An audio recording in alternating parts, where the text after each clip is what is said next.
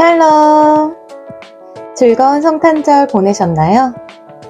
저는 성탄 축하 예배로 성극을 올리고 왔습니다. 예수님의 탄생을 기뻐하는 하루가 되셨길 바라며 오늘의 이야기를 읽어보도록 하겠습니다. 오늘은 제26장 예수님 주무세요를 읽어보도록 하겠습니다. 오래전 예수님을 깨워야 한다는 내용의 설교를 들은 적이 있습니다. 우리 인생 속에서 때로는 풍랑을 만나게 된다. 우리 힘으로는 감당이 안 된다. 그럴 때 자기 능력으로 풍랑과 싸우려고 하면 안 된다. 우리의 힘이 무엇인가? 예수님이 우리와 함께 하신다는 사실 아닌가? 예수님을 깨워야 한다.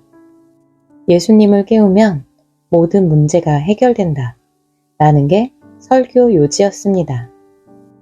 예수님이 풍랑을 잔잔하게 한 내용을 담은 찬송가도 있습니다. 345장 캄캄한 밤 사나운 바람 불 때와 371장 구주여 광풍이 불어가 그렇습니다. 예수님은 능히 풍랑도 잔잔하게 하실 수 있는 분입니다. 그런데 한 가지 빼먹은 사실이 있습니다. 예수님이 풍랑을 잔잔하게 하신 다음에 얼마나 힘들었느냐.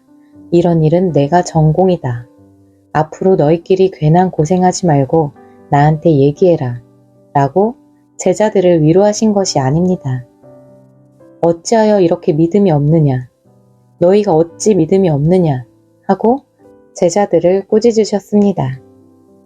예수님을 깨운 행위가 바람직하지 않다는 뜻입니다.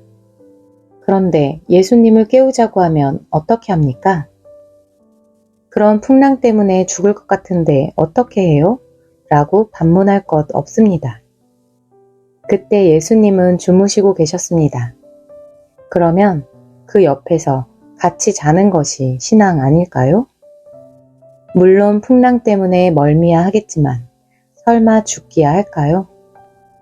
죽는다고 해도 순교로 인정받게 되니 참으로 복된 일입니다. 대학생 때 완도에서 제주도로 가는 카페리를 탄 적이 있습니다. 마침 파도가 높아서 배가 몹시 요동쳤습니다.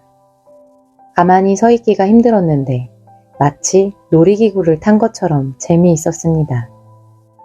그런데 제자들은 왜 그리 두려워했을까요? 간단합니다. 배의 크기 차이입니다. 아마 제자들도 저처럼 카페리를 탔으면 풍랑이 일거나 말거나 두려워하지 않았을 것입니다. 예수님은 함께하지 않아도 됩니다. 배의 크기가 중요합니다. 제자들이 두려워하며 예수님을 깨운 것은 믿음이 없었기 때문입니다. 그런데 왜 예수님을 깨웁시다 라는 식의 설교가 설득력이 있고 심지어 찬송가 가사에까지 등장하는가 하면 신앙은 세상을 사는 원칙이 아닌 세상을 사는 방법으로 오해해서 그렇습니다. 신앙이 있다는 말은 세상을 살면서 신비한 방법으로 덕을 볼 수 있다는 뜻이 아닙니다. 하나님 보시기에 바르게 살아간다는 뜻입니다. 그런데 예수님께 꾸중을 듣거나 말거나 풍랑이 가라앉아서 잔잔한 바다를 지나는 것에만 마음이 있으면 별 수 없습니다. 그나저나 예수님 없는 큰 배를 타고 편안하게 가는 것하고 예수님 모신 작은 배에서 풍랑에 시달리는 것하고 사람들이 둘 중에 어느 쪽을 원할까요?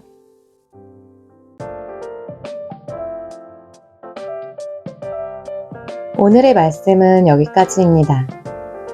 다음 시간에는 겸손을 가르치셨을까요? 라는 글을 읽어보도록 하겠습니다. 다음 시간까지 말씀으로 승리하는 하루하루 보내시길 바랍니다. 그럼 다음 시간에 만나요. 샬롬!